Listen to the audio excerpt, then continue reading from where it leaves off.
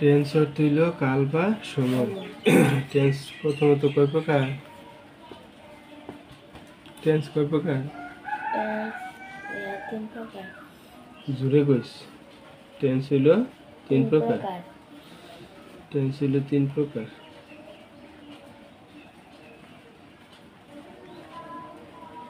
তিন প্রকার মধ্যে এক নম্বর হচ্ছে কি?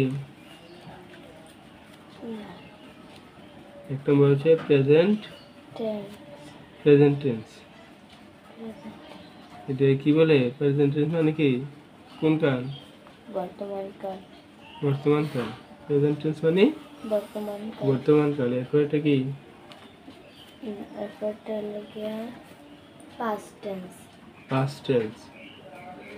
পাস্ট টেন্স এটা কি? পাস্ট টেন্স কোন কাল? অর্থ কি? পাস্ট টেন্স অতীত কাল। এটা বাংলা সহ ছিল না? হ্যাঁ, তো কইরা কি ভুলে গেলে সব? কইরা মনে রাখতে হবে না? কইরা তো মনে রাখতে হবে, ভুলে গেলে দিত না। পাস্ট টেন্স হলো কি? অতীত কাল। এরপরে তিন নম্বরটা কি? প্রেজেন্ট টেন্স বর্তমান কাল। পাস্ট টেন্স হলো অতীত কাল। আরটা তো এটা কি? পড়তে এমন ভাবে যাতে সবসময় মনে থাকে। কইরা ভুলে গেলে সব। Future tense. এরপরটা কি? Future tense. এই ফিউচার টেন্সের বাংলা কি? ভবিষ্যৎকাল। তাহলে বাংলা হইলে কি হয়? বর্তমান কাল, অতীত কাল, ভবিষ্যৎকাল। ইংলিশ হইলে কি? Present tense, past tense, future tense. Present tense হলো বর্তমান কাল, পাস্ট টেন্স হলো অতীত কাল, ফিউচার টেন্স হলো ভবিষ্যৎকাল। তো এই প্রেজেন্ট টেন্সকে আবার চার ভাগে ভাগ করা যায়। ঠিক আছে? প্রেজেন্ট টেন্স আবার চার প্রকার। তো প্রেজেন্ট টেন্স বলতে present tense, past tense, future tense প্রত্যেকটাকে চারটা ভাগ করা যায়। তাহলে প্রেজেন্ট, তারপর হচ্ছে কি পাস্ট এবং ফিউচার। প্রেজেন্ট, পাস্ট এবং ফিউচার টেন্স।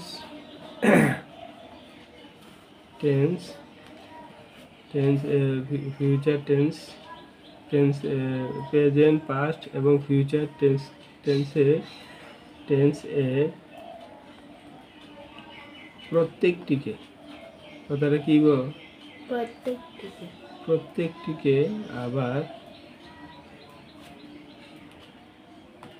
চারটি করে বা চার ভাগে ভাগ করা যায়। বা চার প্রকার। প্রত্যেকটিকে চার ভাগে ভাগ করা যায়। প্রত্যেকটি আবার চার প্রকার। ঠিক আছে? প্রত্যেকটি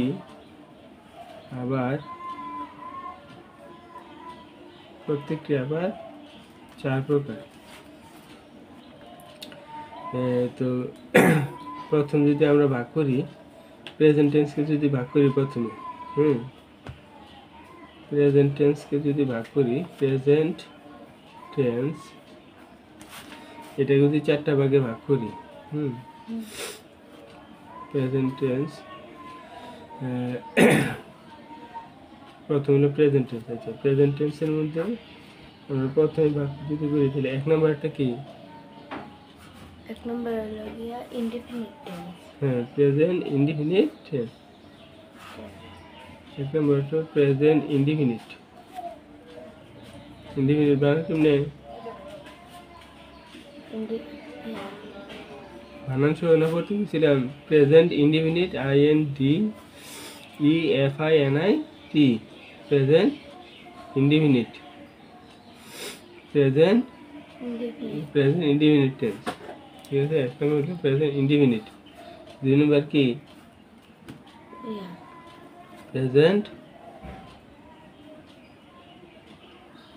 কন্টিনিউয়াস। কি দুদিন আগে পড়ে এখন ভুলে গেছিস? Present continuous. তিন নম্বর কি? Present perfect. এই পড়া বললে তো সারতো না, যে একগালটা বললাম একগালটা ভুলে গেলাম, এই পড়া বললে সারবো। এরপরে 4 নম্বরটা কি? Present perfect continuous. Present perfect continuous. তো এইভাবে প্রেজেন্ট টেন্স চারটা, এই সাইডটাই কিন্তু আবার পাস্ট টেন্স ওই দিই, তাহলে প্রেজেন্ট টেন্স কি পাস্ট হইব। পাস্ট টেন্স এর প্রকার কি কি? Past indefinite, past continuous, past perfect, past perfect continuous. তারপরে ফিউচারে তো ফিউচারে এগুলোই, তাহলে future indefinite, future continuous, future perfect continuous, এগুলোই। তাহলে এই চারটা শিখলে তো সবজি ভাড়া দিব। প্রত্যেকটা চারটা করে ভাগ করলে 3 টেন্সরে কত হয়? 3 4 12। মোট কয় প্রকার হয়? 12 প্রকার, ঠিক না? তাহলে প্রথম হলো প্রেজেন্ট ইনডিফিনিটটা। তো প্রেজেন্ট ইনডিফিনিট টেন্স বলতে আমরা কি বুঝি? Present indefinite tense, present indefinite tense, তো এটা হলো কি? বর্তমানে কোনো কাজ হয় বোঝায়। বর্তমানে কোনো কাজ হয় বোঝায়। বর্তমানে কোনো কাজ হয় বোঝায়। এইখানে তো এইভাবেই দেওয়া আছে, কোনো কাজ বর্তমানে হয় বুঝালে বা অভ্যাসগত বুঝালে বা চিরসত্য বুঝালে প্রেজেন্ট ইনডিফিনিট টেন্স হয়। এটার সাথে একটু বাড়াই দিছে আর কি, এই বর্তমানে কোনো কাজ হয় অথবা নাকি সে অভ্যাসগত বা চিরসত্য কিছু বুঝালে, ঠিক আছে? এছাড়া বুঝায়, এছাড়া অভ্যাসগত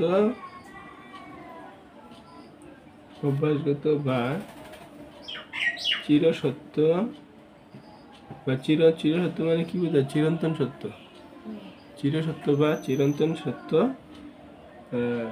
বোঝায়, চিরসত্য বুঝালে। তো বাংলা ক্রিয়ার শেষে কি থাকে? বাংলা ক্রিয়ার শেষে সবগুলোই ভুলে গেছস? হ্যাঁ, বাংলা ক্রিয়ার শেষে এ, আস্তে আস্তে কও। এ, তারপর কি? ও, এ ও আ, এ ও আ, উ এন এস আন আই, তারপর কি? এন ইত্যাদি থাকে। এস আন, তারপর কি? এস আন আই, আনের পরে কি?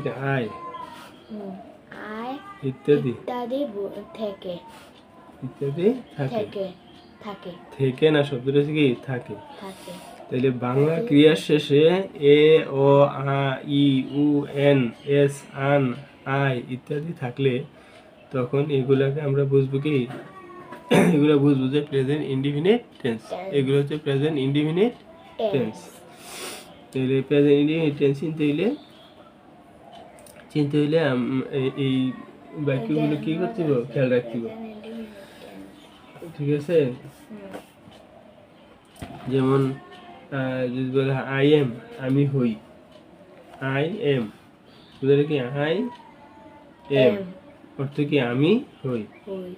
তাহলে হইলে হই, ই আছে নি?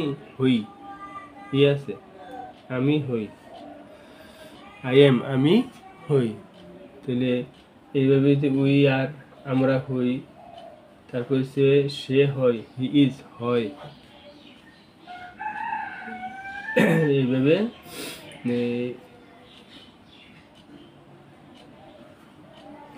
তাছাড়া আর কি বোঝায়? যেমন বাংলায় হই, হয়, হও, হন থাকলে সাবজেক্টের পর এম ইজ আর বসে।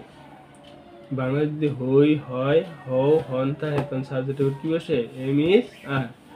আই এর পরে এম বসে, ইউ, দে এবং প্লুরাল সাবজেক্টের পরে আর বসে। হি, সি, ইট, দিস, দ্যাট, হু নির্দিষ্ট ব্যক্তির নামের পরে কি বসে? ইজ বসে, ঠিক আছে?